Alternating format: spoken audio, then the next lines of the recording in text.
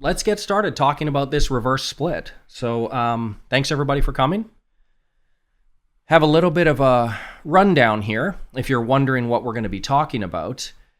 First of all, the actual split itself, what effects does it have? How are the shares adjusted? This is a common question that will be asked. Some of you are trading options because this is VXX. It does have a very liquid options market as well. How are those going to be affected? And then we'll talk a little bit about why they're even necessary. I know some of you will know why the answer to that already, but we'll talk about it. And then lastly, I know that afterwards, when I'm done talking here, we're going to do an open Q&A, and there's surely going to be a bunch of questions about UVXY. So I'll kind of nip that in the bud a little bit, and we'll talk about when that one would potentially do it. So let's get started with the actual announcement of this reverse split. So here it is here. Barclays announces the reverse split of the Series B S&P 500 VIX short-term futures ETN. This is the VXX, the original product that launched on January 29th, 2009. So the reason it says Series B really quick, just this is the second version of it. The first one had a 10-year shelf life. The one that we currently have now has a 30-year shelf life. So this is going to be around an awful long time. And it's the most popular, doesn't have the highest volume on it. I think UVXY is significantly higher at this point. But the VXX is the one that you always want to default to. It's basically the baseline of all the other volatility ETFs out there. So they have announced a 1-to-4 reverse split. And that will be taking effect on Friday, April 23rd, 2021. So how this is going to work is the indicative value, the settlement value of the ETF on the 22nd, so Thursday, April 22nd, whatever the price is at that moment, they're going to be doing a reverse split based on that. So the first thing that we're going to look at is the split history, right? We want to get an idea of how normal this is, how often it's happened. So this is going to be the 6th, I believe. We'll see in 1 second. Sorry about the size of this spreadsheet. So this is the VXX over here, split history. This will be the 6th reverse split since the inception of the product. And it's actually been quite a while. It's been, since August 2017, since the last one.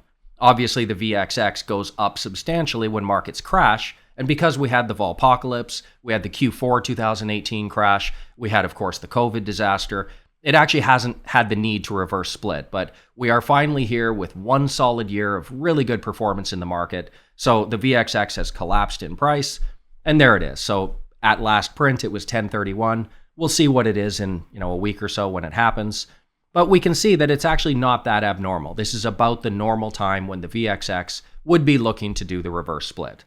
There's been 3 of them that happened at a higher price, a couple of them that happened lower. But essentially the way VXX is designed, anytime it gets under $25, it is subject to a potential reverse split. That's when they can start considering doing it. And it's always going to be a 1-to-4 split. So this time got close to $10 and they're going to do the reverse split.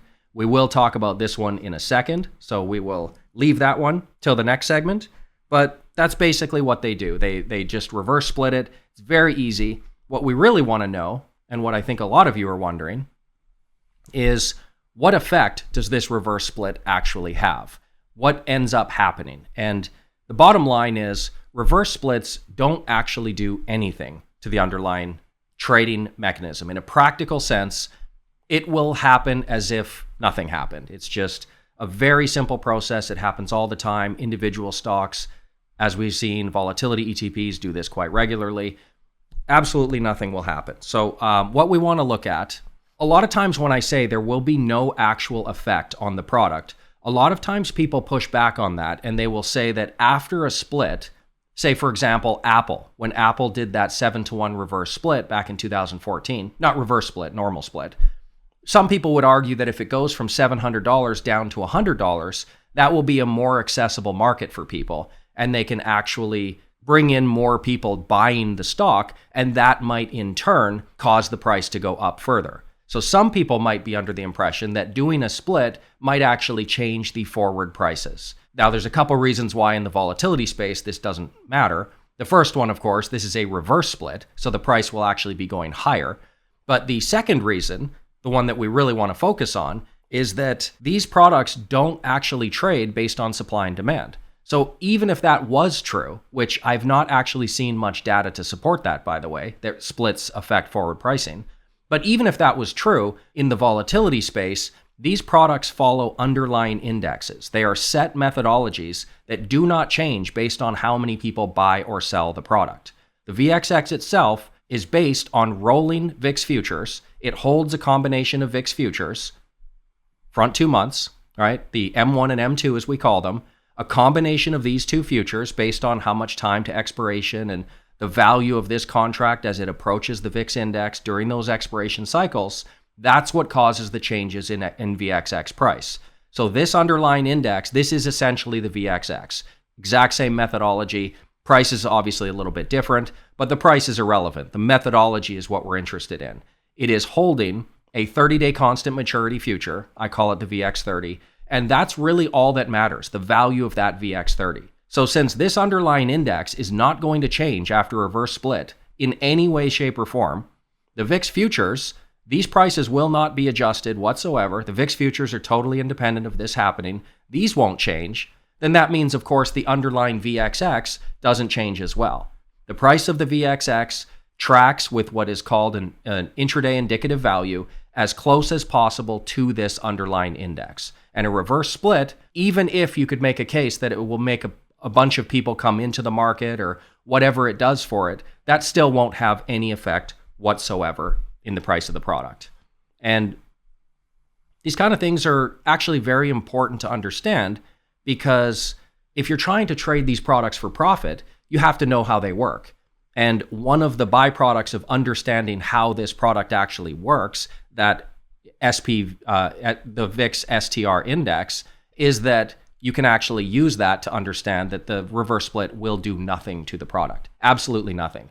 It's based on VIX futures, and that's all it is. So if you want a more detailed explanation of this, I do have on the YouTube channel. If you go to my normal YouTube channel, on the front page, you can go to videos, and the one you're looking for is this one here. It's called VIX Futures Expiration, Contango is Lower Than You Think. I've got several. You can actually go to this little search function and type in VIX Futures. If you really want to know how these products work, which I would suggest everybody do if you want to actually trade them for profit, there are several videos I've done. I don't know how many on the VIX Futures, many. But I would start with this one. It's just a 20-minute video. After watching that, you will understand the full process of the VIX Futures expiration cycles and how all this works. So check that out. The bottom line is splits don't actually have any effect on anything. It is just a nominal number that is going to be changing. Share count's going to be changing. So let's actually talk about that really quickly. It's a very simple process. But how are the shares adjusted? So essentially a reverse split, they announced a 4-to-1. So all that's going to happen, let's just assume for simple math that the VXX on April 22nd is $10, right? Just for easy math. All that's going to happen is on the morning of the 23rd, you're going to wake up and you're going to see that the VXX is $40. All things being held constant overnight, let's say it opens at $40. That's really it. And then all they have to do is adjust the share count, divide that by 4, so that it's the exact same ratio as it was before. 4 times the price, 4 times fewer the shares. It is exactly the same thing. No value changes hands whatsoever. Now, the only thing to be aware of is that when you are doing a reverse split, you're dividing the shares by 4, which might leave people in a situation that partial shares come into play. So let's say, again, for easy math, you are holding 101 shares of VXX on the 22nd. You're going to wake up the next day and you're going to have 25 shares of the VXX in your account. They will adjust that for you. You'll now have 25 shares and the share price will be 40. So your value won't have changed. The only difference is that one single share, essentially they took that away from you. So they can't take 101 divided by 4 to get to 25.25. You're not going to see that 0.25 in your account. Instead, what they're going to do is, I believe they announced it on the 29th. On April 29th, they're going to settle all this up and they're going to look at those partial shares and give you a cash disbursement of whatever that share was. So your 101st share of VXX will just be paid out to you in cash. You'll have 25 shares of VXX at a price of 40. And then after a little bit of time goes by, you'll be paid a little bit of cash to make sure that you are completely square and no value changed hands. So that's the process. It is a little bit different on a reverse split because, of course, they're not multiplying, they're dividing. They don't want to do partial shares, which now brings us to this fourth one. How are the options affected? This is something that a lot of people get spooked on. If you're holding options and you're going into a reverse split, some people wonder what's going to happen. Are they going to adjust all the premiums? Are they going to, is it going to look really weird? It can. I don't know for sure how they're going to handle this, but typically, in the case of a normal split, it's much easier because you're multiplying things the other way. So the options are just adjusted in very similar ways that the stock is adjusted, and there's no change in value. Options, however, is a little bit weird because, especially in a reverse split, you are now dividing by the number of contracts. So what they will very likely do in the case of a reverse split is, instead of changing the strike prices into decimal points, instead of changing the premiums and changing all that into decimals, which it would look a little bit weird, what they will probably end up doing is they will introduce a temporary benchmark that this is going against. So let's call it VXXB. Actually, let's not call it B because there used to be a VXXB. Like I said, the 10-year shelf life ended. They used a little bridge ETF called VXXB, and then they changed the name back to VXX. So I don't want to confuse anybody. Let's call it VXX2.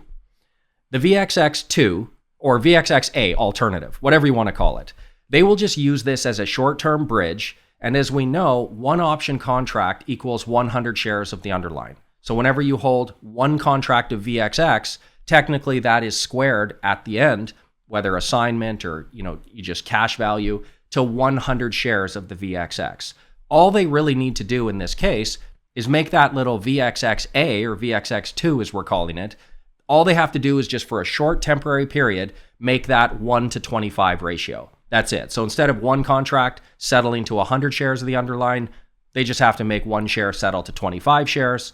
And that way they don't have to go back and deal with all this decimal points. Very problematic for the options world to be dealing with clearing options in decimals and all that. So very likely there's going to be absolutely zero effect. If you are holding options, you probably won't even really notice what's happening. You might see some new contracts showing up. Market makers are going to get into the new ones, but you probably won't even know. It's really no effect. Now, having said that, there is one thing that you want to keep in mind, and I always remind people of this, just as a best practices thing. It doesn't negate everything I've said. There literally is zero effect here. Practically speaking, in the trading, it won't affect anything. But if they are using that bridged, VXXA or whatever it is, you might notice liquidity gets a little bit lower the longer it goes past that reverse split date. So for me, like I said, just best practices. I can't tell you what to do, but in my opinion, it's probably a good idea to just close down your option trades that you have open and then reestablish materially similar positions with the new contracts. That way you don't run into this potential problem of liquidity getting reduced over time because, of course, everybody trading the options is going to be getting into the new contracts. The market makers are going to give us new option chains. And so that's the only thing to be aware of, that while it's technically not going to affect anything, for me personally, we trade the VXX in a couple of our VTS strategies. And I know for me, I'm going to be closing those out, and I can very easily just close them and then open materially the same trade for further out in time, and nothing will be affected. And I don't have to worry about after that product starts to see dwindling, liquidity. Again, volatility product liquidity means something a little bit different because share creation isn't quite the same. They can basically create shares. But look, just for best practices, not a bad idea to just be aware that liquidity can be a small issue. So would be nothing wrong with just closing out, reestablishing. It's the same trade. Just, I would say that that's certainly what I'm going to do. I can't tell other people to do, but that's something to be aware of. So this point number 5, why are reverse splits necessary? This is something that I would imagine, as people following my streams, all of the volatility traders out there, some of you probably know the answer already, but this will be just a quick little review of basically the methodology of this VXX and why these reverse splits are necessary. And trust me, one look at a long-term chart of the VXX and you will realize why this stuff is necessary. So let me just scroll through all this. and we'll pull up a chart of the long-term VXX since it launched on, this is the VXX right here. It launched on January 29th, 2009. So we'll actually look at a logarithmic chart. It's a little bit easier to look at. And you can see what's happening here. The product launched. This is all live trading, officially launched, and this is the performance of it. Now, if you look down here, it says price on January 29th, 102,396.72. And now it's all the way down at last print to 1031. So this thing is down an insane amount since it launched. You can see all the reverse splits there. This will be number 6 when it happens. Now, if you're curious, of course, again, I'm speaking to people who probably know this, but it's never a bad idea to review stuff. The reason this 102,400 is sitting there, the VXX never actually showed prices that bad. This is what is called a split adjusted price. So this is all adjusted retroactively after the splits. If you want to know where that number comes from, it's actually very simple. Just pull out my little calculator here. You can just start with $100, which is what the VXX launched at, more or less, all the way, 12, 13 years ago. That's what it launched at. You can just add in the 5 reverse splits, right? We're just retroactively split adjusting this thing. And there you go, 102,400. That's basically what it launched at all those years ago. Again, it never printed that. The VXX probably anywhere from, single digits up to hundreds, low hundreds. But they always do these reverse splits. And the reason this is happening is, again, we're getting back to that methodology. This is not people buying and selling the VXX causing it to go down that much. It's not because a whole bunch of people are shorting it. It's actually, let me just check to see I'm on screen share. It's unbelievable how often I make that mistake. The reason that it's happening is because the methodology of rolling these VIX futures, these front 2-month VIX futures, it's always holding a combination of these 2 futures. And based on how those prices are moving around, that's where the pricing of VXX is coming from. So what we know about the VIX futures is that what you see right here with this, call it M2, being higher than this one M1, this is called contango. And if the VIX futures are in contango, that is not a forward prediction of prices, but it just means that all things held constant, if that situation persists, then that will be a headwind for the VXX. Don't look at contango as some unified trade signal that it's a green light to just short this thing. That's not what it is, but it means that basically on balance of probabilities, there is now a headwind for this product. And then these 2 futures, M1 and M2, being above this green line, this is the VIX index, that is called roll yield. When these 2 futures are above, it's a positive roll yield. Again, positive roll yield, it's not a signal to go do anything in the market, but it is showing us that there is a headwind for the VXX. So it is actually quite important to know how often this is occurring. The reason the thing has gone down so far, we can see it very clearly. You can see the long-term M1, M2 VIX futures contango, it averages 6.3. So long-term average, this thing is in contango. And the number of rolling days it's in contango, 83.45%. It's only 17% of days that this isn't basically showing a headwind for the VXX. And the VXX itself, the pricing mechanism, it's actually far more important to focus on the roll yield, right? Remember that constant maturity VIX future contract, the VX30. The VX30 compared to the VIX, this is even more relevant to what the future pricing might end up being. Again, not a prediction, just an all things held equal kind of thing. 82% of the time, we have positive roll yield and a long-term median of 8.3. So if you're looking at a situation where volatility products have a fairly persistent roll yield working against them, this is why the product continues to bleed down. Now, there might be people out there saying, well, okay, so who cares? Let's just let this thing spike up and just let it go. Well, the truth is this ETF would get down to very, very low numbers, unmanageably low numbers very quickly because of that constant persistent roll yield working against the VXX. We don't want to have a product that's in the pennies or less than a penny, fractions of pennies. This, this isn't Bitcoin where you can have super tiny fractions of something. We want to keep this ETF going. And so what they're going to be doing is just every now and then when it's time to do it, anytime it's under 25, they can start to do that based on the methodology. But typically around $10, they're just going to take it back up to 40, rinse, repeat. We're going to do this whole thing again. And so this VXX or this VXX has a 30-year shelf life. Who knows how many of these we're going to have, but there is actually a persistent headwind against that. Now, of course, go to my YouTube channel, make sure you understand, watch a bunch of these videos, and understand that just because a chart looks like this does not mean that's a green light to go out and short it. It doesn't work that way. Shorting this thing is also a losing proposition. It's a hard thing for people to wrap their head around, that something that looks like this, if you short it, you will also lose money. On a rolling basis, that is actually how the math works out.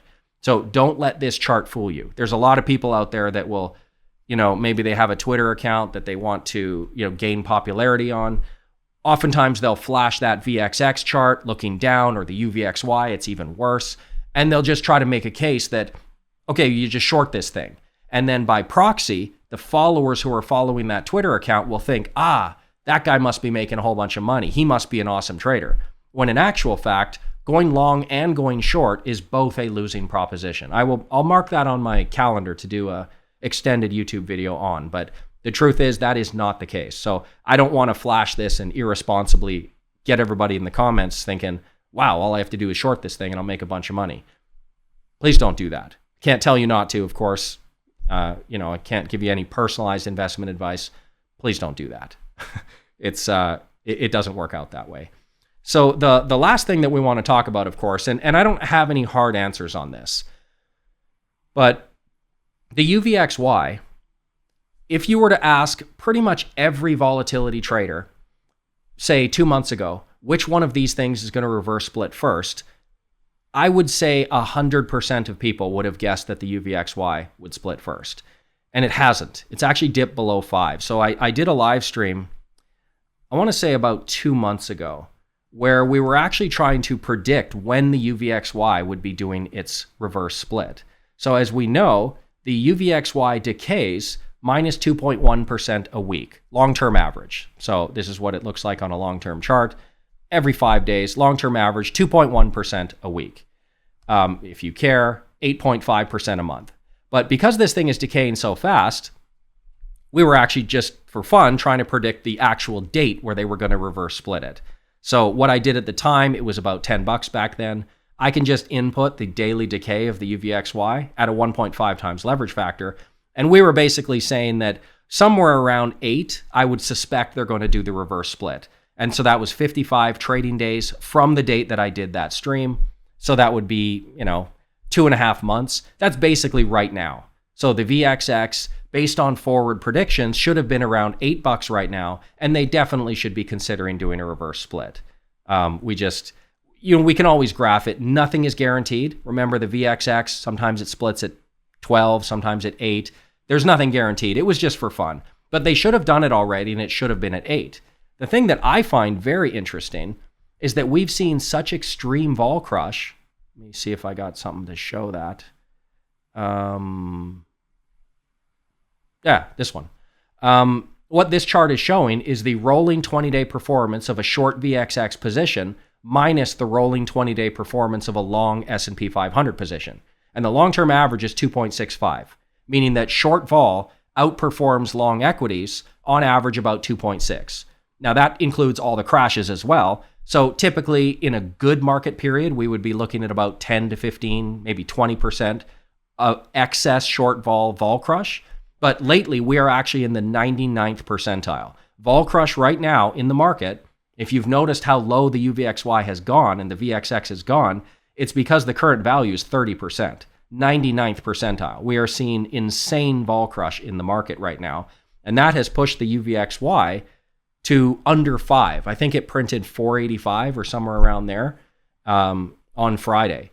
So, I don't know what they're doing. Like I said, I don't have any answers. I would have definitely thought that they would have reverse split this thing by now. Again, it doesn't technically matter. So when the reverse split happens, it's not like people can breathe a sigh of relief. Oh, finally I can start trading it again. Remember, literally zero effect. When they do that, it is simply a price difference. Adjust the share count. Nothing happens. Any trade you wanted to do before, like right now, same trade can be done during and after a reverse split. It does nothing. It's just one of those interesting things where you kind of wonder what the folks over there at ProShares are doing.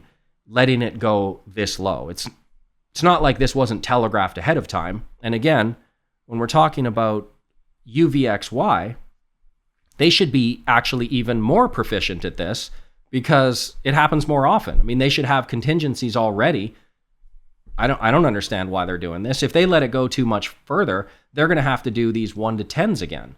Now remember, all of these all happened when the UVXY used to be a 2 times leverage factor product. But on February 27th, 2018, they deleveraged it from 2 times to 1.5 times. So they might actually have to, if this goes much lower, they might have to go from the 4s up to the 40s instead of doing, a 1 to 4, 1 to 5, whatever they do. I don't really know, but just to kind of answer everybody's impending question when we open up the Q&A here, I do not know. Who knows? I tweeted out recently, let me see if I can find it for you here. Am I doing a screen share? Almost made that mistake. Let's see if I can find this on Twitter. So, first of all, again, just a reminder, follow me on Twitter because you'll always get notified of everything that I do. So at Volatility VIX, just give me a quick follow.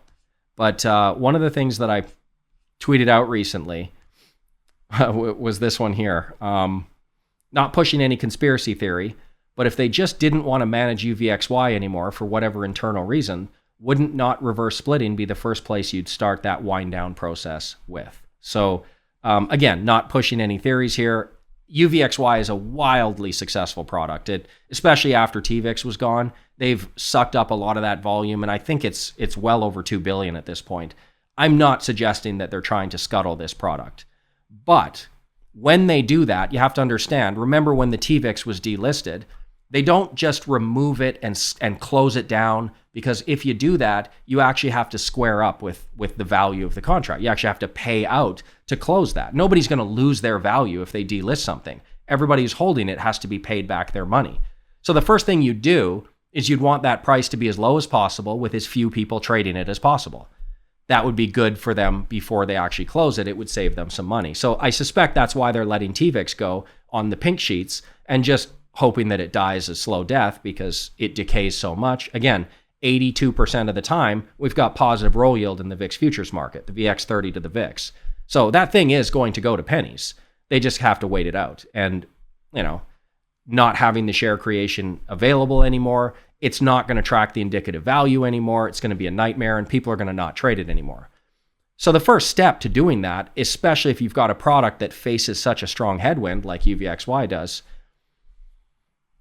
not pushing any conspiracy theories, but you wouldn't want to do a reverse split, would you? So again, don't run off and say, oh, wow, this volatility expert, he told me that they're doing it because they're going to kill it. No, it's a wildly profitable product for them. But I find it just interesting. We're just watching time tick down. We're all just waiting to see it. And my friend David Lincoln, I'm sure some of you know him. He's on YouTube. What is his actual official name? I want to get this right. He has a YouTube channel as well. You should definitely check his out. He's kind of in a competition always to be the first one to announce the reverse splits, which he nails it sometimes. Sometimes Vance Harwood beats him to the punch. But what is his YouTube channel?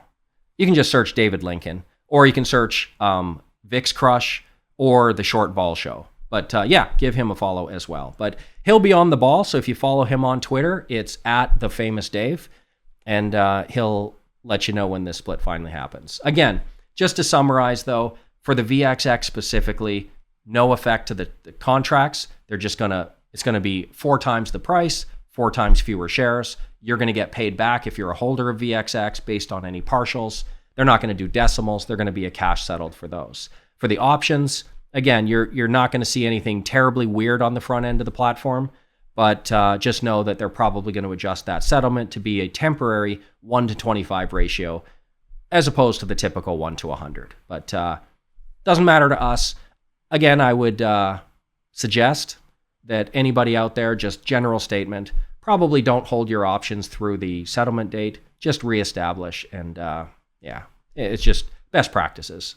I always think it's a little bit safer to plan ahead for things like that. Oftentimes when people are option trading, one of the biggest problems they have is they're focusing so much on getting into the trades that they often forget what will happen and how difficult it might be to get out of the trades, right? If there's some massive liquidity crunch, a la Volapocalypse in 2018, sometimes it is a lot more difficult to get out of the trade than get into it. So we have to be forward thinking, and we have to sort of factor that in. So personally for me, I'm going to move my community out of any VXX trades, and we're just going to reestablish basically the materially identical trade.